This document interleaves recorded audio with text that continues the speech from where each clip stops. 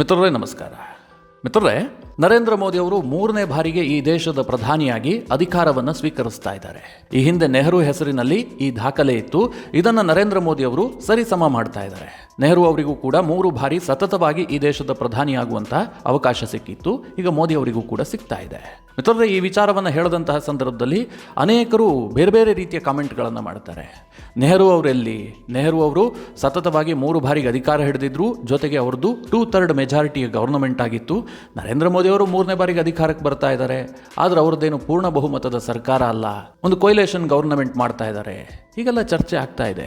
Social ಮೀಡಿಯಾದಲ್ಲೂ ಕೂಡ Modi versus Nehru ಅನ್ನುವ ವಿಚಾರವಾಗಿ ಅನೇಕ ಚರ್ಚೆಗಳು ಕಂಡು ಬರ್ತಾ ಇದೆ. ಮಿತ್ರರೇ, ನಿಜಕ್ಕೂ ನೆಹರು ಸಾಧನೆ ಏನು, ಮೋದಿ ಸಾಧನೆ ಏನು? ಮೋದಿ ನೆಹರು ಸಾಧನೆಯನ್ನು ಸರಿಗಟ್ಟೋದಕ್ಕೆ ಸಾಧ್ಯ ಇಲ್ವಾ? ಹಾಗಾದರೆ ಕಳೆದ 10 ವರ್ಷದಲ್ಲಿ ಮೋದಿ ಏನೂ ಮಾಡೇ ಇಲ್ವಾ? ನೆಹರು ಏನು ಮಾಡಿದರು, ಮೋದಿ ಏನು ಮಾಡಿದ್ದಾರೆ? ಇದೆಲ್ಲದರ ಬಗ್ಗೆ ಸಂಕ್ಷಿಪ್ತವಾಗಿ ನಿಮಗೆ ಸ್ವಲ್ಪ ವಿವರಣೆಯನ್ನು ಕೊಡುವಂತಹ ಪ್ರಯತ್ನ ಮಾಡ್ತೀನಿ. ಮೊದಲನೇ ತಪ್ಪೇನು ಗೊತ್ತಾ? ನೆಹರುಗೂ ಮೋದಿಗೂ ಹೋಲಿಕೆ ಮಾಡೋದೇ ಮೊದಲನೇ ತಪ್ಪು. ಆದರೂ ಕೂಡ ಈ ವಿಡಿಯೋದಲ್ಲಿ ಇಬ್ಬರ ವಿಚಾರವಾಗಿಯೂ ಕೂಡ ಒಂದಷ್ಟು ಇಂಟ್ರೆಸ್ಟಿಂಗ್ ಅಂಶವನ್ನು ನಿಮಗೆ ತಿಳಿಸುವಂತಹ ಪ್ರಯತ್ನ ಮಾಡ್ತೀನಿ. ನೀವು ಈ ವಿಡಿಯೋನ ಕೊನೆವರೆಗೂ ಮಿಸ್ ಮಾಡದೆ ನೋಡಿ. ಮಿತ್ರರೇ, ಈ ದೇಶದಲ್ಲಿ 3 ಬಾರಿ ಪ್ರಧಾನಮಂತ್ರಿಯಾಗಿ ಪ್ರಮಾಣ ವಚನ ಸ್ವೀಕರಿಸುವಂತಹ ಭಾಗ್ಯ 4 ಜನರಿಗೆ ಸಿಕ್ಕಿದೆ. 4 ಜನ ಪ್ರಧಾನಿಗಳಿಗೆ. ಮೊದಲನೆಯದಾಗಿ ನೆಹರು ಅವರಿಗೆ.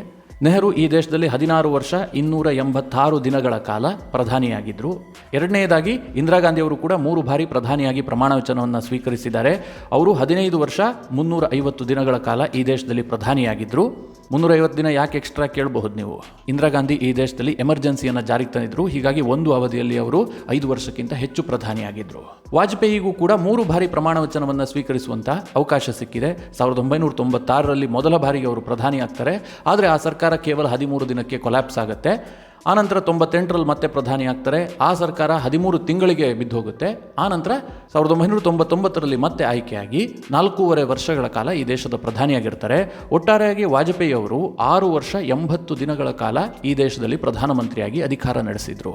ಆನಂತರ 3ನೇ ಬಾರಿಗೆ ಪ್ರಧಾನಿಯಾಗಿ ಪ್ರಮಾಣ ವಚನವನ್ನು ಸ್ವೀಕರಿಸುವಂತಹ ಭಾಗ್ಯ ಸಿಕ್ಕಿರೋದು ನರೇಂದ್ರ ಮೋದಿ ಅವರಿಗೆ. ಮೋದಿ ಅವರು ಈಗಾಗಲೇ 10 ವರ್ಷ 16 ದಿನಗಳ ಕಾಲ ಈ ದೇಶದ ಪ್ರಧಾನಿಯಾಗಿದ್ದಾರೆ. ಮುಂದಿನ 5 ವರ್ಷವೂ ಕೂಡ ಅವರಿಗೆ ಚಾನ್ಸ್ ಇದೆ. ಮಿತ್ರರೇ, ಇಲ್ಲಿ ವಿಶೇಷ ಏನು ಗೊತ್ತಾ? ನೆಹರು 1952ರಲ್ಲಿ ಮೊಟ್ಟ ಮೊದಲ ಬಾರಿಗೆ ಆಯ್ಕೆ ಆಗ್ತಾರೆ. 1947ರಲ್ಲಿ ಅವರು ಪ್ರಧಾನಿಯಾಗಿದ್ದರು. ಆದರೆ 52ರವರೆಗೆ ಈ ದೇಶದಲ್ಲಿ ಚುನಾವಣೆ ನಡೆದಿರಲಿಲ್ಲ. 1952ಕ್ಕೆ ಮೊಟ್ಟ ಮೊದಲ ಚುನಾವಣೆ ನಡೆಯುತ್ತೆ. ಅದರಲ್ಲಿ ಕಾಂಗ್ರೆಸ್ ಅಧಿಕಾರಕ್ಕೆ ಬರುತ್ತೆ. ನೆಹರು ಪ್ರಧಾನಮಂತ್ರಿಯಾಗಿ ಕಂಟಿನ್ಯೂ ಆಗ್ತಾರೆ. 1952, 57, 62 ಈ 3 ಚುನಾವಣೆಯಲ್ಲೂ ಕೂಡ ನೆಹರು ಅವರ ಕಾಂಗ್ರೆಸ್ ಅಧಿಕಾರಕ್ಕೆ ಬರುತ್ತೆ. ನೆಹರು ಪ್ರಧಾನಿಯಾಗಿ ಆಯ್ಕೆ ಆಗ್ತಾರೆ. ಈಗ ಅದೇ ಮಾದರಿಯಲ್ಲಿ ನರೇಂದ್ರ ಮೋದಿ ಅವರು ಕೂಡ 2014, 2019, 2024 ಕಂಟಿನ್ಯೂಸ್ ಆಗಿ 3 ಟರ್ಮ್ಗೆ ಪ್ರಧಾನಿಯಾಗಿ ಆಯ್ಕೆ ಆಗ್ತಾ ಇದ್ದಾರೆ. ಇದು ನರೇಂದ್ರ ಮೋದಿ ಅವರ ಹೆಸರಿನಲ್ಲಿ ದಾಖಲಾಗ್ತಿರುವಂತಹ ಒಂದು ಸಾಧನೆ. ಮಿತ್ರರೇ, ಹಾಗಾದರೆ ನೆಹರುಗೂ ನರೇಂದ್ರ ಮೋದಿಗೂ ಏನಾದರೂ ಹೋಲಿಕೆ ಇದೆಯಾ? ನೆಹರು ಸರಿಸುಮಾರು 16.5 ವರ್ಷ ಪ್ರಧಾನಮಂತ್ರಿ ಆಗಿದ್ದರು. ಅವರ ಕಾಲಕ್ಕೂ ನರೇಂದ್ರ ಮೋದಿ ಅವರ ಕಾಲಕ್ಕೂ ಏನಾದರೂ ಟ್ಯಾಲಿ ಮಾಡಬಹುದಾ? ಏನೇನು ವ್ಯತ್ಯಾಸಗಳಿದೆ? ಈಗೆಲ್ಲ ಒಂದು ಚರ್ಚೆ ನಡೆಯುತ್ತಲ್ವಾ? ಮೊದಲಿಗೆ ನೆಹರು ಬಗ್ಗೆ ಹೇಳ್ತೀನಿ. ನೆಹರು ಏನೇನು ಪಾಲಿಸಿಯನ್ನು ಈ ದೇಶದಲ್ಲಿ ಜಾರಿಗೆ ತಂದಿದ್ರು, ಅದರಲ್ಲಿ ಒಳ್ಳೆಯದು ಯಾವುದು, ಕೆಟ್ಟದೇನಾಯಿತು, ನೆಹರು ಹೆಸರಿನಲ್ಲಿರುವ ಕಳಂಕಗಳೇನು, ಅದನ್ನು ಹೇಳ್ತೀನಿ. ಅನಂತರ ಮೋದಿಯದ್ದು ಹೇಳ್ತೀನಿ. ನೆಹರು ಅವರು ಉತ್ತಮವಾದ ವಿದೇಶಾಂಗ ನೀತಿಯನ್ನು ಅನುಸರಿಸ್ತಾ ಇದ್ರು. ನೆಹರು ವಿದೇಶಾಂಗ ನೀತಿ ಇವತ್ತಿಗೂ ಭಾರತದಲ್ಲಿ ಫೇಮಸ್ ಆಗಿದೆ. ಕಾರಣ ಏನು ಕೇಳಿದ್ರೆ, ಭಾರತ ಆ ಸಂದರ್ಭದಲ್ಲಿ ಒಂದು ಸಂದಿಗ್ಧ ಪರಿಸ್ಥಿತಿಯನ್ನು ಎದುರಿಸ್ತಾ ಇತ್ತು. ದೇಶಕ್ಕೆ ಸ್ವತಂತ್ರ ಬಂದಿತ್ತು. ಆಂತರಿಕವಾಗಿ ಅನೇಕ ಸಮಸ್ಯೆಗಳಿತ್ತು. ದೇಶ ವಿಭಜನೆ ಆಗಿತ್ತು. ಹೀಗಾಗಿ ಒಳಗಿನ ಸಮಸ್ಯೆಯನ್ನೇ ದೇಶ ಬಗೆಹರಿಸಿಕೊಳ್ಳಲಾರದಂತಹ ಪರಿಸ್ಥಿತಿಯನ್ನು ಎದುರಿಸ್ತಾ ಇತ್ತು. ಅದೇ ಸಂದರ್ಭದಲ್ಲಿ ವಿಶ್ವದಲ್ಲಿ ಕೋಲ್ಡ್ ವಾರ್ ಆರಂಭ ಆಯಿತು. 2ನೇ ಮಹಾಯುದ್ಧ ಮುಗಿದಿತ್ತು. ಅಮೆರಿಕ ಮತ್ತು USSR ನಡುವೆ ಒಂದು ದೊಡ್ಡ ಪೈಪೋಟಿ, ಕೋಲ್ಡ್ ವಾರ್. ಅನೇಕ ದೇಶಗಳು ಒಂದೊಂದು ಕೂಟವನ್ನು ಸೇರ್ಕೊಳ್ಳೋದಕ್ಕೆ ಶುರು ಮಾಡಿದ್ವು. 3ನೇ ಮಹಾಯುದ್ಧ ಆಗಿಬಿಡುತ್ತೇನೋ ಅನ್ನುವಂಥ ಸಿಚುವೇಶನ್ ಕ್ರಿಯೇಟ್ ಆಯಿತು. ಆಗ ನೆಹರು ಬಹಳ ಜಾಣ್ಮೆಯಿಂದ ಅಲಿಪ್ತ ನೀತಿಯನ್ನು ಅನುಸರಿಸಿದ್ರು. ನಮಗೆ USSR ಕೂಡ ಬೇಕು, USA ಕೂಡ ಬೇಕು, ಆದರೆ ನಾವು ಯಾವುದೇ ಕೂಟವನ್ನು ಸೇರ್ಕೊಳ್ಳೋದಿಲ್ಲ. ನಾವು ಅಲಿಪ್ತವಾಗಿರ್ತೀವಿ, ನಿರ್ಲಿಪ್ತವಾಗಿರ್ತೀವಿ ಅಂತೇಳಿ ನೆಹರು ಒಂದು ಅಲಿಪ್ತ ನೀತಿಯನ್ನೇ ಅನುಸರಿಸಿದ್ರು. ಇದು ತುಂಬ ಫೇಮಸ್ ಆಯಿತು. ಮಿತ್ರರೇ, ಈಗ ಕೆಲವರು ಹೇಳ್ತಾರೆ ಆ ನೀತಿ ಒಳ್ಳೆಯದಲ್ಲ ಅಂತ. ಅದನ್ನು ಈಗ ಟ್ಯಾಲಿ ಮಾಡಬಾರ್ದು. ಈಗಿನ ಪರಿಸ್ಥಿತಿಯೇ ಬೇರೆ. ಆ ಸಂದರ್ಭದಲ್ಲಿ ನಮ್ಮ ದೇಶಕ್ಕೆ ಅದು ಅನಿವಾರ್ಯ ಆಗಿತ್ತು. ನೆಹರು ಅದನ್ನು ಅನುಸರಿಸಿದ್ರು. ಹೀಗಾಗಿ ಅದು ತುಂಬ ಫೇಮಸ್ ಆಗಿತ್ತು. ಎರಡನೇದಾಗಿ ನೆಹರು ಅವರ ಚೀನಾ ಪಾಲಿಸಿ. ಇದು ನೆಹರೂರವರ ಅತ್ಯಂತ ದೊಡ್ಡ ಬ್ಲೆಂಡರ್ ಕೂಡ ಹೌದು. ಅವರ ಹೆಸರಿಗೆ ಕಳಂಕ ತಂದಂತಹ ಪಾಲಿಸಿಯೂ ಕೂಡ ಹೌದು. ನೆಹರೂರವರ ಕೊನೆಯ ದಿನಗಳಲ್ಲಿ ಅತ್ಯಂತ ಕಾಡಿದಂತಹ ಪಾಲಿಸಿಯೂ ಕೂಡ ಹೌದು. ನಿಮಗಿದನ್ನು ಕೇಳೋದಕ್ಕೆ ಆಶ್ಚರ್ಯ ಆಗಬಹುದು. ನೆಹರು ಹಿಂದಿ ಚೀನಿ ಬಾಯಿ ಬಾಯಿ ಅಂತ ಹೇಳ್ತಾ ಇದ್ರು. ಅಂದರೆ ಚೀನಾದವರು ನಮಗೆ ಅತ್ಯಂತ ಆಪ್ತರು, ಪಕ್ಕದ ದೇಶ, ನಾವು ಅವ್ರ ಜೊತೆಗೆ ತುಂಬ ಚೆನ್ನಾಗಿರಬೇಕು ಅಂತ. ಆದರೆ ಏನಾಯಿತು? ಚೀನಾ ಕೂಡ ಹಿಂದಿ ಚೀನಿ ಬಾಯಿ ಬಾಯಿ ಅಂತ ಬೆನ್ನಿಗೆ ಚೂರಿ ಹಾಕುವ ಕೆಲಸವನ್ನು ಮಾಡ್ತು. ಮೊದಲಿಗೆ ಟಿಬೆಟನ್ನು ವಶಕ್ಕೆ ಪಡೀತು. ಆಗಲೂ ಕೂಡ ನೆಹರು ಎಚ್ಚೆತ್ತುಕೊಳ್ಳಲಿಲ್ಲ. ಇನ್ನೇನು ಅವರು ಮುಂದೆ ಬರೋದಿಲ್ಲ, ನಮ್ಮ ಮೇಲೆ ಯುದ್ಧ ಮಾಡೋದಿಲ್ಲ ಅಂತ ಅಂದುಕೊಂಡಿದ್ರು. 1962ರಲ್ಲಿ ಭಾರತದ ಮೇಲೂ ಕೂಡ ಯುದ್ಧ ಮಾಡಿದ್ರು. ನಮ್ಮ ಅಕ್ಸೈ ಚೀನಾ, ಲಡಾಖ್ ಭಾಗ ಏನಿದೆ ಅದು ಅಕ್ಸೈ ಚೀನಾವಾಗಿ ಚೀನಾಗೆ ಸೇರಿಕೊಳ್ತು. ನೆಹರೂರವರಿಗೆ ಅತ್ಯಂತ ದೊಡ್ಡ ಹಿನ್ನಡೆಯಾದಂಥ ವಿಚಾರ. ಇದರಿಂದ ನೆಹರು ಹೊರಗೆ ಬರಲೇ ಇಲ್ಲ. 1962ರಲ್ಲಿ ಯುದ್ಧ ಆಯಿತು. 1964ರಲ್ಲಿ ನೆಹರು ತೀರ್ಕೊಂಡ್ರು. ಅತಿ ಮಹತ್ವಾಕಾಂಕ್ಷೆಯಾಗಿದ್ದಂತಹ ನೆಹರುಗೆ ಆ ರೀತಿಯಾದಂತಹ ಸಾವು ಬರೋದಕ್ಕೆ ಕಾರಣವೂ ಕೂಡ ಚೀನಾ ಯುದ್ಧ ಅಂತ ಕೆಲವರು ಹೇಳ್ತಾರೆ. ಅಂದರೆ ಅದು ಅವರಿಗೆ ಅಷ್ಟರ ಮಟ್ಟಿಗೆ ಮನಸ್ಸಿಗೆ ಕಾಡಿದಂತಹ ವಿಚಾರ ಆಗಿತ್ತು. ಹೀಗಾಗಿ ನೆಹರೂರವರ ಚೀನಾ ಪಾಲಿಸಿಯನ್ನು ಅನೇಕರು ಟೀಕೆ ಮಾಡ್ತಾರೆ. ಅದು ಅವರಿಗೆ ಕಳಂಕವಾಗಿ ಕಾಡುತ್ತೆ. ನೆಹರೂರವರು ಕಮ್ಯುನಿಸ್ಟ್ ನೀತಿಯಿಂದ ಹೆಚ್ಚು ಪ್ರಭಾವಿತರಾಗಿದ್ದರು. ಅವರಿಗೆ ಕಮ್ಯುನಿಸ್ಟ್ ಸಿದ್ಧಾಂತ ಸ್ವಲ್ಪ ಹೆಚ್ಚು ಸೊಗಸ್ತಾ ಇತ್ತು. ಹೀಗಾಗಿ ಅವರು ಈ ದೇಶದಲ್ಲಿ ರಾಷ್ಟ್ರೀಕರಣದ ಬಗ್ಗೆ ಯೋಚನೆ ಮಾಡಿದ್ದು. ಇಂಡಿಯನ್ ಏರ್ಲೈನ್ಸನ್ನು ರಾಷ್ಟ್ರೀಕರಣ ಮಾಡಿದ್ರು, HAL ಅನ್ನು ಸ್ಥಾಪಿಸಿದರು. ಅಂದರೆ ಸರ್ಕಾರವೇ ಈ ಇಂಡಸ್ಟ್ರಿಗಳನ್ನು ರನ್ ಮಾಡಬೇಕು, ದೊಡ್ಡ ದೊಡ್ಡ ಬಿಸ್ನೆಸ್ ಮೆನ್ಗಳು ಈ ದೇಶದಲ್ಲಿ ಇರಬಾರದು, ಎಲ್ಲ ಉದ್ಯೋಗವನ್ನು ಕೂಡ ಸರ್ಕಾರವೇ ಕೊಡಬೇಕು. ಈ ರೀತಿಯ ನೀತಿಗಳು ನೆಹರುಗೆ ಸ್ವಲ್ಪ ಹಿಡಿಸ್ತಾ ಇತ್ತು. ಹೀಗಾಗಿ HAL ನಂತಹ ಸಂಸ್ಥೆಗಳನ್ನು ಸ್ಥಾಪಿಸಿದ್ದು, ಅನೇಕ ಸಂಸ್ಥೆಗಳನ್ನು ನೆಹರು ಹುಟ್ಟಾಕಿದ್ರು. ಅವತ್ತಿನ ದಿನಕ್ಕೆ ಅದು ಸರಿಯಾಗಿತ್ತು. ಯಾಕೆಂದರೆ ಭಾರತದಲ್ಲಿ ಇನ್ಇಕ್ವಾಲಿಟಿ ತುಂಬ ಜಾಸ್ತಿ ಇತ್ತು. ಆ ಸಂದರ್ಭದಲ್ಲಿ ನೆಹರುಗೆ ಅದು ಸರಿ ಅನಿಸ್ತು, ಅನುಸರಿಸಿದ್ರು. ನೆಹರು ಪ್ರಧಾನಿಯಾಗಿದ್ದಾಗ ಈ ದೇಶದಲ್ಲಿ ಅನೇಕ ಸುಧಾರಣಾ ಕ್ರಮಗಳಾಯಿತು. ಪಂಚವಾರ್ಷಿಕ ಯೋಜನೆಯನ್ನು ತಂದರು. ಬಹಳಷ್ಟು ಒಳಿತನ್ನು ಮಾಡೋದಕ್ಕೆ ನೆಹರು ಪ್ರಯತ್ನ ಪಟ್ಟಿದ್ದಾರೆ. ಆದರೆ ಅವರು ಕೆಲವೊಂದಷ್ಟು ತಪ್ಪುಗಳನ್ನು ಕೂಡ ಮಾಡಿದ್ದಾರೆ. ನೆಹರು ಕೈಗೊಂಡಂತಹ ನಿರ್ಧಾರಗಳು ಭಾರತಕ್ಕೆ ಬಹು ವರ್ಷಗಳ ಕಾಲ ಕಾಡಿದೆ.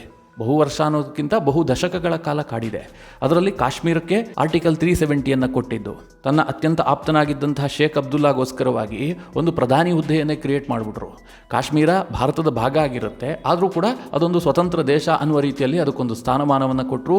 ಆರ್ಟಿಕಲ್ 370 ಕಾಶ್ಮೀರಕ್ಕೆ ಕೊಟ್ಟಿದ್ದು ಇದು ನೆಹರೂರವರು ಮಾಡಿದಂತಹ ಅತಿ ದೊಡ್ಡ ಬ್ಲಂಡರ್. ಎರಡನೇದಾಗಿ ಕಾಶ್ಮೀರ ವಿಚಾರವನ್ನು ವಿಶ್ವಸಂಸ್ಥೆಗೆ ತೆಗೆದುಕೊಂಡು ಹೋಗಿದ್ದು.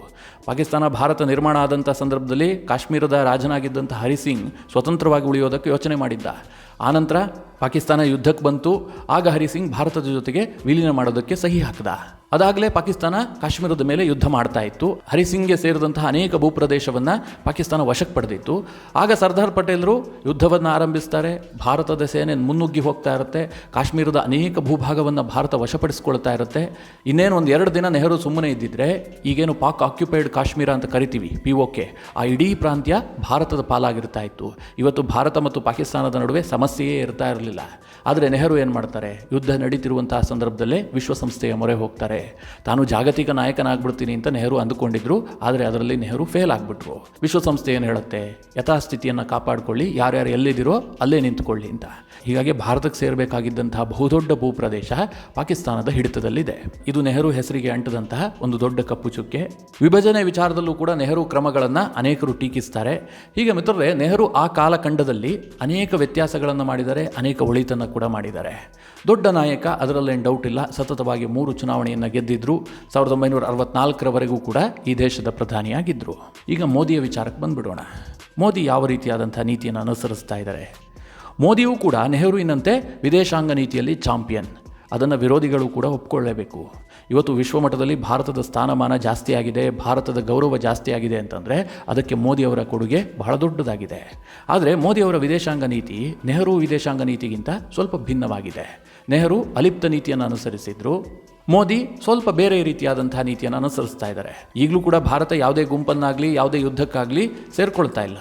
ಆದರೆ ನಮಗೆ ಯಾವುದು ಅನುಕೂಲ ಆಗುತ್ತೋ, ನಮ್ಮ ದೇಶಕ್ಕೆ ಯಾವುದು ಒಳ್ಳೆಯದೋ ನಾವು ಅವ್ರ ಜೊತೆ ಸ್ನೇಹವನ್ನು ಬೆಳೆಸ್ತೀವಿ. ರಷ್ಯಾದಿಂದ ಪೆಟ್ರೋಲನ್ನು ತರಿಸ್ಕೊಂಡಿದ್ದಿರಬಹುದು, ಅಮೆರಿಕದ ನಿರ್ಬಂಧಕ್ಕೆ ಹೆಚ್ಚು ಪ್ರಾಶಸ್ತ್ಯವನ್ನು ಕೊಡದೇ ಇರೋದಿರಬಹುದು, ಅಥವಾ ಇರಾನ್ ಮೇಲೆ ಅಷ್ಟೊಂದು ನಿರ್ಬಂಧ ಇದ್ದರೂ ಕೂಡ ಚಹಬಾರ್ ಬಂದರು ಒಪ್ಪಂದ ಮಾಡಿಕೊಂಡಿದ್ದಿರಬಹುದು. ಇದೆಲ್ಲ ಮೋದಿಯವರ ವಿದೇಶಾಂಗ ನೀತಿಗೆ ಹಿಡಿದಂಥ ಕೈಗನ್ನಡಿ. ಭಾರತ ಕೆನಡಾ ಯಾವ ರೀತಿಯಾಗಿ ಡೀಲ್ ಮಾಡ್ತಾ ಇದೆ, ಕೆನಡಾಗೆ ಯಾವ ರೀತಿಯಾಗಿ ಭಾರತ ಕಾರವಾಗಿ ಪ್ರತಿಕ್ರಿಯೆ ಕೊಡ್ತಾ ಇದೆ, ಇದೆಲ್ಲವುದನ್ನು ನಾವು ನೋಡ್ತಾ ಇದ್ದೀವಿ. ಚೈನಾ ಪಾಲಿಸಿಯೂ ಕೂಡ ನೆಹರುಗಿಂತ ಮೋದಿಯದ್ದು ಕಂಪ್ಲೀಟ್ ಡಿಫ್ರೆಂಟ್. ಚೈನಾ ಭಾರತವನ್ನು ನಿಯಂತ್ರಿಸಬೇಕು, ಭಾರತದ ಮೇಲೆ ಒಂದು ಸ್ವಲ್ಪ ಹಿಡಿತವನ್ನು ಸಾಧಿಸಬೇಕು ಅಂಥೇಳಿ ಡೋಕ್ಲಾಮಲ್ಲಿ ಘರ್ಷಣೆ ತೆಗಿತು, ಗಲ್ವಾನಲ್ಲಿ ಘರ್ಷಣೆ ತೆಗಿತು. ಎರಡೂ ಸಂದರ್ಭದಲ್ಲೂ ಸಹ ಮೋದಿ ತಕ್ಕ ಉತ್ತರವನ್ನು ಕೊಟ್ಟಿದ್ದಾರೆ. ಇವತ್ತು ಚೈನಾ ಜೊತೆಗೆ ಭಾರತ ವ್ಯಾಪಾರ ಸಂಬಂಧವನ್ನು ಇಟ್ಟುಕೊಂಡಿದೆ, ಆದರೆ ರಾಜತಾಂತ್ರಿಕ ಸಂಬಂಧ ಅಷ್ಟು ಚೆನ್ನಾಗಿಲ್ಲ. ನಾವು ಅವ್ರ ಜೊತೆಗೆ ಕಾಂಪೀಟ್ ಮಾಡ್ತಾ ಇದ್ದೀವಿ. ಸ್ನೇಹ ಅಂಥೇಳಿ ಎಲ್ಲದರಲ್ಲೂ ನಾವು ನಡುಬಗ್ಗಿಸ್ತಾ ಇಲ್ಲ. ಚೈನಾ ಜೊತೆಗೆ ನಾವು ಕಾಂಪೀಟ್ ಮಾಡುವ ಮನಸ್ಥಿತಿಯನ್ನು ಬೆಳೆಸ್ಕೊಂಡಿದ್ದೀವಿ. ಇದಕ್ಕೆ ಕಾರಣ ನರೇಂದ್ರ ಮೋದಿಯವರ ನೀತಿ. ಬಹುತೇಕ ಹೇಳಬೇಕು ಅಂತಂದರೆ ಭಾರತ ಅಲಿಪ್ತ ನೀತಿಯಿಂದ ಸಾಕಷ್ಟು ಹೊರಬಂದಿದೆ ಮೋದಿಯವರ ಕಾಲದಲ್ಲಿ. ಜೊತೆಗೆ ಆರ್ಟಿಕಲ್ 370 ನೆಹರು ಕೊಟ್ಟಿದ್ರು, ನರೇಂದ್ರ ಮೋದಿಯವರು ಅದನ್ನು ರದ್ದು ಮಾಡಿದ್ದಾರೆ. ಇಡೀ ಕಾಶ್ಮೀರವೂ ಕೂಡ ಭಾರತದ ಭೂಭಾಗ. ಭಾರತದ ಬೇರೆ ರಾಜ್ಯಗಳಲ್ಲಿ ಯಾವ ರೀತಿಯಾದ ಕಾನೂನುಗಳಿದೆಯೋ ಅದೇ ರೀತಿಯಾಗಿ ಕಾಶ್ಮೀರದಲ್ಲೂ ಕೂಡ ಜಾರಿಯಲ್ಲಿರುತ್ತೆ. ಕಾಶ್ಮೀರ ಯಾವುದೇ ರೀತಿಯಲ್ಲೂ ಕೂಡ ಭಿನ್ನ ಅಲ್ಲ ಅಂತೇಳಿ ಮೋದಿ ಒಂದು ತೀರ್ಮಾನ ಕೈಗೊಂಡರು. ಇದು ಕೂಡ ಭಾರತದಲ್ಲಿ ಹೆಚ್ಚು ಚರ್ಚಿತವಾದಂಥ ವಿಚಾರ. ನಾನು ಆಗಲೇ ಹೇಳಿದೆ, ನೆಹರೂಗೆ ಸ್ವಲ್ಪ ಈ ಕಮ್ಯುನಿಸ್ಟರ ಸಿದ್ಧಾಂತ ಇಷ್ಟ ಆಗ್ತಾ ಇತ್ತು. ಹೀಗಾಗಿ ಅವರು ರಾಷ್ಟ್ರೀಕರಣದ ಬಗ್ಗೆ ಹೆಚ್ಚಿಗೆ ಯೋಚನೆ ಮಾಡ್ತಾ ಇದ್ರು. ಎಲ್ಲ ರೀತಿಯ ಇಂಡಸ್ಟ್ರಿಗಳನ್ನು ಸರ್ಕಾರವೇ ನಡೆಸಬೇಕು ಅಂತ. ಮೋದಿ ಅದಕ್ಕೆ ತದ್ವಿರುದ್ಧವಾಗಿದ್ದಾರೆ. ಮೋದಿ ಏನು ಹೇಳ್ತಾರೆ? ಪ್ರೈವೇಟೈಸೇಷನ್ಗೆ ಹೆಚ್ಚು ಒತ್ತು ಕೊಡ್ತಾರೆ. ಸರ್ಕಾರ ಕೇವಲ ನೀತಿ ನಿರೂಪಣೆಯನ್ನು ರೂಪಿಸೋದೇ ಹೊರತು ಇಂಡಸ್ಟ್ರಿಗಳನ್ನು ನಡೆಸೋದಲ್ಲ, ಉದ್ಯಮವನ್ನು ನಡೆಸೋದಲ್ಲ, ಬಿಸ್ನೆಸ್ ಮಾಡೋದಲ್ಲ. ಇದು ಮೋದಿಯವರ ನಿರ್ಧಾರ. ಹೀಗಾಗಿ ಕಳೆದ 10 ವರ್ಷದಲ್ಲಿ ದೇಶದಲ್ಲಿ ಪ್ರೈವೇಟೈಸೇಷನ್ ಬಹಳ ದೊಡ್ಡ ಮಟ್ಟದಲ್ಲಿ ನಡೀತಾ ಇದೆ. ಇವತ್ತಿನ ಕಾಲಘಟ್ಟಕ್ಕೆ ಇದು ಸರಿಯಾಗಿದೆ. ನೆಹರು ಕಾಲಘಟ್ಟಕ್ಕೆ ಅದು ಸರಿಯಾಗಿತ್ತು. ನೆಹರುವನ್ನು ಇವತ್ತಿಗೆ ಕಂಪೇರ್ ಮಾಡೋದಕ್ಕೆ ಸಾಧ್ಯ ಇಲ್ಲ, ಮೋದಿಯನ್ನು ಅಂದಿಗೆ ಕಂಪೇರ್ ಮಾಡೋದಕ್ಕೆ ಸಾಧ್ಯ ಇಲ್ಲ. ಇನ್ನು ಅನೇಕರು ಏನು ವಾದ ಮಾಡ್ತಾರೆ, ನೆಹರು 3 ಚುನಾವಣೆ ಗೆದ್ದಿದ್ರೂ ಕೂಡ 2/3 ಮೆಜಾರಿಟಿಯಲ್ಲಿ ಗೆದ್ದಿದ್ರು. ಇದು ಕೆಲವರ ವಾದ. ಮಿತ್ರರೇ, ಅವತ್ತಿನ ಪರಿಸ್ಥಿತಿಯನ್ನು ಯೋಚನೆ ಮಾಡಿ. ದೇಶ ಸ್ವತಂತ್ರ ಬಂದಿತ್ತು. ಈ ದೇಶದ ಜನರಿಗೆ ಕಾಂಗ್ರೆಸ್ ಹೊರತುಪಡಿಸಿ ಬೇರೆ ಪಕ್ಷದ ಅರಿವೇ ಇರಲಿಲ್ಲ. ಹಾಗೆ ನೋಡೋಕೆ ಹೋದರೆ ಅಂಬೇಡ್ಕರ್ ಪಕ್ಷ ಕಟ್ಟಿ ಸೋತಿದ್ದಾರೆ. ಅಂಬೇಡ್ಕರ್ ಪಕ್ಷವನ್ನೇ ಕಾಂಗ್ರೆಸ್ ಸೋಲಿಸಿದೆ. ಇವತ್ತು ಇವರೆಲ್ಲ ಅಂಬೇಡ್ಕರ್ ಬಗ್ಗೆ ಮಾತನಾಡ್ತಾರೆ. ಅವತ್ತಿನ ಕಾಲಘಟ್ಟದಲ್ಲಿ ಏನಾಗಿತ್ತು ಅಂತ ಎಲ್ಲರೂ ನೆನಪು ಮಾಡ್ಕೊಳ್ಬೇಕು. ಶ್ಯಾಮ್ ಪ್ರಕಾಶ್ ಮುಖರ್ಜಿ ಜನಸಂಘವನ್ನು ಸ್ಥಾಪಿಸಿದ್ರು. ಅಂತಹ ದೊಡ್ಡ ಯಶಸ್ಸೇನು ಸಿಕ್ಕಲಿಲ್ಲ. ಜನಸಂಘ ನಂತರ BJP ಆಗಿ ಅಧಿಕಾರಕ್ಕೆ ಹಿಡಿದಿದ್ದು ಬಹಳ ಲೇಟಾಗಿ. ನೆಹರೂರವರಿಗೆ ಇದೆಲ್ಲ ಅಡ್ವಾಂಟೇಜ್ ಇತ್ತು. ಯಾರೇ ಯಾವುದೇ ಪಕ್ಷವನ್ನು ಕಟ್ಟಿದ್ರೂ ಕೂಡ ಜನ ಅದನ್ನು ಒಪ್ಕೊಳ್ಳುವಂತಹ ಸ್ಥಿತಿಯಲ್ಲಿರಲಿಲ್ಲ. ಯಾಕೆಂದರೆ ಕಾಂಗ್ರೆಸ್ ಪಕ್ಷಕ್ಕೆ ಸುದೀರ್ಘವಾದ ಲೆಗಸಿ ಇತ್ತು. ಅವರು ಸ್ವತಂತ್ರ ಪೂರ್ವದಿಂದಲೂ ಕೂಡ ಹೋರಾಟ ಮಾಡಿಕೊಂಡಿದ್ರು. ಈ ದೇಶದ ಮನೆಯಲ್ಲೂ ಕೂಡ ಕಾಂಗ್ರೆಸ್ ಮನೆ ಮಾತಾಗ್ಬಿಟ್ಟಿತ್ತು. ಈ ಕಾರಣದಿಂದ ಜನ ಚುನಾವಣೆ ಅಂತ ಬಂದ ಸಂದರ್ಭದಲ್ಲಿ ಕಾಂಗ್ರೆಸ್ಗೆ ಮತ ನೀಡ್ತಾ ಇದ್ರೆ ಹೊರತು ಬೇರೆ ಪಕ್ಷವನ್ನು ನಂಬುತ್ತಾ ಇರಲಿಲ್ಲ. ಇದರ ಅಡ್ವಾಂಟೇಜನ್ನು ನೆಹರು ಪಡೆದುಕೊಂಡ್ರು. ಜೊತೆಗೆ ದೇಶದ ಜನಸಂಖ್ಯೆ ಕೂಡ ಬಹಳ ಕಡಿಮೆ ಇತ್ತು. ಕೇವಲ 33 ಕೋಟಿ ಇದ್ದಿದ್ದು ಆ ಸಂದರ್ಭದಲ್ಲಿ ದೇಶದ ಜನಸಂಖ್ಯೆ. ಇವತ್ತೆಷ್ಟಾಗಿದೆ? 140 ಕೋಟಿಗೆ ಏರಿಕೆ ಆಗಿದೆ. ಮತದಾನ ಮಾಡುವ ಹಕ್ಕು ಹೊಂದಿದವರೇ 98 ಕೋಟಿ ಆಗಿದ್ದಾರೆ. ಇಂತಹ ಪರಿಸ್ಥಿತಿಯಲ್ಲಿ ಚುನಾವಣೆ ನಡೆಯೋದೇ ಬೇರೆ, ಅವತ್ತಿನ ಪರಿಸ್ಥಿತಿಯಲ್ಲಿ ಚುನಾವಣೆ ಇದ್ದಿದ್ದೇ ಬೇರೆ. ಇದರ ಜೊತೆಗೆ ಅವತ್ತು ನೆಹರುಗೆ ಏನು ಲಾಭ ಆಗ್ತಾ ಇತ್ತು? ಜನರು ಅಷ್ಟು ಬೇಗ ಮನಸ್ಸನ್ನು ಬದಲಾಯಿಸ್ತಾ ಇರಲಿಲ್ಲ. ಇವತ್ತಿನ ರೀತಿಯಲ್ಲಿ ಇನ್ಫಾರ್ಮೇಷನ್ ಟೆಕ್ನಾಲಜಿ ಬೆಳೆದಿರಲಿಲ್ಲ. ನೀವು ಕೇಂದ್ರ ಸರ್ಕಾರ ಯಾವುದೋ ಒಂದು ಯೋಜನೆಯನ್ನು ಕೈಗೊಂಡ್ರೆ ಅದು ಇಲ್ಲಿರುವಂಥ ರಾಮಪ್ಪ ಭೀಮಪ್ಪನಿಗೆ ತಲುಪೋದಕ್ಕೆ 7-8 ವರ್ಷ ಬೇಕಾಗ್ತಾ ಇತ್ತು. ಅದರ ಬಗ್ಗೆ ಜನರಿಗೆ ಅರಿವು ಮೂಡೋದಕ್ಕೆ ವರ್ಷಗಟ್ಟಲೆ ಬೇಕಾಗ್ತಾ ಇತ್ತು. ಹೀಗಾಗಿ ಯಾವುದೇ ಸರ್ಕಾರದ ಮೇಲೆ ಆಡಳಿತ ವಿರೋಧಿ ಅಲೆಯೂ ಕೂಡ ಅಷ್ಟು ಬೇಗ ಬರ್ತಾ ಇರಲಿಲ್ಲ. ಕೇಂದ್ರ ಸರ್ಕಾರ ಕೈಗೊಂಡಂತಹ ಕ್ರಮಗಳು ಜನರಿಗೆ ತಲುಪೋದಕ್ಕೆ ಬಹಳ ವರ್ಷಗಳೇ ಬೇಕಾಗ್ತಾ ಇತ್ತು. ಇದರ ಲಾಭವೂ ಕೂಡ ನೆಹರುಗಾಗಿದೆ. ಈಗೇನಾಗುತ್ತೆ? ನರೇಂದ್ರ ಮೋದಿ ಅವರು ಈ ಕ್ಷಣದಲ್ಲಿ ಭಾಷಣ ಮಾಡ್ತಿರೋದನ್ನು ನಾವಿಲ್ಲಿ ಕೂತ್ಕೊಂಡು ನೋಡ್ತಾ ಇರ್ತೀವಿ. ಅವರು ಮಾಡಿದ್ದು ಸರಿನಾ ತಪ್ಪಾ ಅನ್ನೋದನ್ನು ನಾವು ಈಗಲೇ ಯೋಚನೆ ಮಾಡ್ತೀವಿ. ಜೊತೆಗೆ ಅದನ್ನು ಚರ್ಚೆ ಮಾಡೋದಕ್ಕೆ ನಮಗೆ ಸೋಷಿಯಲ್ ಮೀಡಿಯಾಗಳಿದ್ದಾವೆ. ಬೇಗ ಜನರ ನಡುವೆ ಪರಸ್ಪರ ಇಂಟ್ರ್ಯಾಕ್ಷನ್ ಆಗುತ್ತೆ. ಸರಿ ತಪ್ಪುಗಳ ಬಗ್ಗೆ ಚರ್ಚೆ ಆಗುತ್ತೆ. ಸುಳ್ಳು ಸುದ್ದಿಗಳು ಬೇಗ ಪ್ರಚಾರವನ್ನು ಗಿಟ್ಟಿಸಿಕೊಳ್ತವೆ. ಒಬ್ಬ ಮನುಷ್ಯ ಸತತವಾಗಿ ಅಧಿಕಾರಕ್ಕೆ ಬರುವಂತಹದ್ದು ಈ ಸಂದರ್ಭದಲ್ಲಿ ಅಷ್ಟು ಸುಲಭವೇ ಇಲ್ಲ. ಆಗ ನೆಹರುಗೆ ಯಾವುದೇ ರೀತಿಯಾದಂಥ ಸಂಘಟಿತ ವಿರೋಧ ಪಕ್ಷ ಇರಲಿಲ್ಲ. ಈಗ ಕಾಂಗ್ರೆಸ್ ಇಡೀ ದೇಶದಲ್ಲಿ ಅಸ್ತಿತ್ವದಲ್ಲಿದೆ. ಅವರಿಗೆ ಕಾರ್ಯಕರ್ತರಿದ್ದಾರೆ, ಅವರಿಗೆ ಸಂಘಟನೆ ಇದೆ. ಜೊತೆಗೆ ಇತರೆ 10 ಪ್ರಾದೇಶಿಕ ಪಕ್ಷಗಳಿದ್ದಾವೆ. ಕೆಲ ರಾಜ್ಯಗಳಲ್ಲಿ ಪ್ರಾದೇಶಿಕ ಪಕ್ಷಗಳದ್ದೇ ಪಾರಮ್ಯ ಮೆರೀತಾ ಇದ್ದಾವೆ. ಇಂತಹ ಪರಿಸ್ಥಿತಿಯಲ್ಲಿ ಒಂದು ಪಕ್ಷ ಅಥವಾ ಒಬ್ಬ ನಾಯಕ ಸತತವಾಗಿ ಆರಿಸಿ ಬರುವಂತಹದ್ದು ಸಣ್ಣ ವಿಚಾರ ಅಲ್ಲವೇ ಅಲ್ಲ. ನರೇಂದ್ರ ಮೋದಿ ಅವರಿಗೆ ಜನಾಭಿಪ್ರಾಯ ಇಲ್ಲ, ಇವತ್ತು ಚರ್ಚೆ ಆಗ್ತಾ ಇದೆ. ಮಮತಾ ಬ್ಯಾನರ್ಜಿ ಏನು ಹೇಳಿದ್ದಾರೆ? ನರೇಂದ್ರ ಮೋದಿ ಅವರಿಗೆ ಜನಾಭಿಪ್ರಾಯ ಇಲ್ಲ, ಅವರಿಗೆ ಜನಾದೇಶ ಕೊಟ್ಟಿಲ್ಲ, ಅವರ ಅಧಿಕಾರದಿಂದ ಇಳಿಬೇಕು ಅಂತ. ನಾನು ಒಂದು ಬಹಳ ಸ್ಪಷ್ಟವಾಗಿ ಹೇಳ್ತೀನಿ ಮಿತ್ರರೇ, ಇದು ಪ್ರಜಾಪ್ರಭುತ್ವಕ್ಕೆ ಮಾರಕವಾಗುತ್ತೆ. ಇವತ್ತು INDIA ಕೂಟಕ್ಕೆ 234 ಸೀಟ್ ಬಂದಿದೆ. ಅವರಿಗೆ ಜನಾದೇಶ ಸಿಕ್ಕಿದೆಯಂತೆ. ಕಾಂಗ್ರೆಸ್ ಏಕಾಂಗಿಯಾಗಿ 100ರ ಮಾರ್ಕನ್ನು ಕೂಡ ತಲುಪ್ತಾ ಇಲ್ಲ. ಆದರೂ ಕೂಡ ಕಾಂಗ್ರೆಸ್ಗೆ ಜನಾದೇಶ ಸಿಕ್ಕಿದೆಯಂತೆ. ನರೇಂದ್ರ ಮೋದಿಯವರ BJP 240 ಗೆದ್ದಿದೆ. ಜೊತೆಗೆ NDA ಕೂಟ ಇದೆಯಲ್ಲ, ಇದು ಚುನಾವಣೆಗೆ ಮುಂಚೆ ರೂಪಿತವಾಗಿತ್ತು. ಬಿಹಾರದಲ್ಲಿ ನಿತೀಶ್ ಕುಮಾರ್ ನಿಲ್ಲಿಸಿದಂತಹ JDU ಅಭ್ಯರ್ಥಿಗೆ ಮತ ಹಾಕುವಂಥ ಸಂದರ್ಭದಲ್ಲಿ ಜನರಿಗೆ ಬಹಳ ಸ್ಪಷ್ಟವಾಗಿ ಗೊತ್ತಿತ್ತು, ಈ ವ್ಯಕ್ತಿಗೆ ಮತ ಹಾಕಿದ್ರೆ ಅದು ನರೇಂದ್ರ ಮೋದಿಗೆ ಮತ ಹಾಕದಂತೆ, ಮೋದಿ ಪ್ರಧಾನಿ ಆಗ್ತಾರೆ ಈ ವ್ಯಕ್ತಿಗೆ ಮತ ನೀಡಿದ್ರೆ ಅಂತ. ಚಂದ್ರಬಾಬು ನಾಯ್ಡುಗೆ ಮತ ಕೊಡುವಂಥ ಸಂದರ್ಭದಲ್ಲಿ ಕೂಡ ಜನರಿಗೆ ಅದು ಗೊತ್ತಿತ್ತು. ಹಾಗೆ ನೋಡೋಕೆ ಹೋದರೆ ಕಾಂಗ್ರೆಸ್ ಮತ್ತು INDIA ಕೂಟದಲ್ಲಿ ಪ್ರಧಾನಮಂತ್ರಿ ಅಭ್ಯರ್ಥಿಯೇ ಇರಲಿಲ್ಲ. ಜನ ಹೇಗೆ ಆದೇಶವನ್ನು ಕೊಡೋದಕ್ಕೆ ಸಾಧ್ಯ? INDIA ಕೂಟಕ್ಕೆ ಇವತ್ತು 292 ಸೀಟುಗಳು NDA ಕೂಟಕ್ಕೆ ಬಂದಿದೆ ಅಂತಂದರೆ ಆ ಎಲ್ಲ ಸೀಟುಗಳು ಕೂಡ ನರೇಂದ್ರ ಮೋದಿ ಅವರ ಹೆಸರಿನಲ್ಲಿ ಬಂದಿರುವಂತಹದ್ದು. ಹೀಗಾಗಿ ಈ ದೇಶದಲ್ಲಿ 272 ಸೀಟ್ ಯಾರಿಗೆ ಬಂದಿರುತ್ತೋ ಅವರಿಗೆ ಜನಾದೇಶ ಆಗಿರುತ್ತೆ. ಜನಾದೇಶಕ್ಕಿಂತಲೂ ಹೆಚ್ಚುವರಿಯಾಗಿ 20 ಸೀಟುಗಳು NDAಗೆ ಬಂದಿದೆ. ಇಂತಹ ಚರ್ಚೆಗಳೇ ಪ್ರಜಾಪ್ರಭುತ್ವಕ್ಕೆ ಮಾರಕ. ಇವತ್ತು ಜನ ನನ್ನ ಪರವಾಗಿ ಹೇಳಿದ್ರೆ ಅದು ಪ್ರಜಾಪ್ರಭುತ್ವ, ನನ್ನ ವಿರುದ್ಧವಾಗಿ ಮಾತನಾಡಿದ್ರೆ ಅದು ಪ್ರಜಾಪ್ರಭುತ್ವ ಅಲ್ಲ ಅನ್ನುವಂಥ ಮಾತುಗಳಿದೆಯಲ್ಲ, ಇದು ಈ ದೇಶದ ಪ್ರಜಾತಂತ್ರ ವ್ಯವಸ್ಥೆಗೆ ಮಾರಕವಾಗುತ್ತೆ. ಮಿತ್ರರೇ, ಇದರ ಬಗ್ಗೆ ಎಲ್ಲ ಚರ್ಚೆ ಮಾಡ್ತಾ ಹೋದರೆ ಎಲ್ಲಿಂದ ಎಲ್ಲಿಗೂ ಹೋಗುತ್ತೆ. ಈ ವಿಡಿಯೋದಲ್ಲಿ ನಾನು ನರೇಂದ್ರ ಮೋದಿ ವರ್ಸಸ್ ನೆಹರು ಏನೆಲ್ಲ ಸಾಧನೆಗಳನ್ನು ಮಾಡಿದ್ದಾರೆ, ಇವ್ರ ಕಾಲದಲ್ಲಿ ಏನಾಗಿತ್ತು, ನೆಹರುಗಿಂತ ಪ್ರಧಾನಮಂತ್ರಿ ನರೇಂದ್ರ ಮೋದಿ ಅವರು ಹೇಗೆ ಭಿನ್ನ, ಇದರ ಬಗ್ಗೆ ಸ್ವಲ್ಪ ತಿಳಿಸುವಂತಹ ಪ್ರಯತ್ನ ಮಾಡಿದ್ದೀನಿ. ನಿಮಗೂ ಅನೇಕ ವಿಚಾರಗಳು ಗೊತ್ತಿರುತ್ತೆ, ನೀವು ಕೂಡ ಕಮೆಂಟ್ ಮಾಡುವ ಮೂಲಕ ನಮಗೆ ತಿಳಿಸಿ.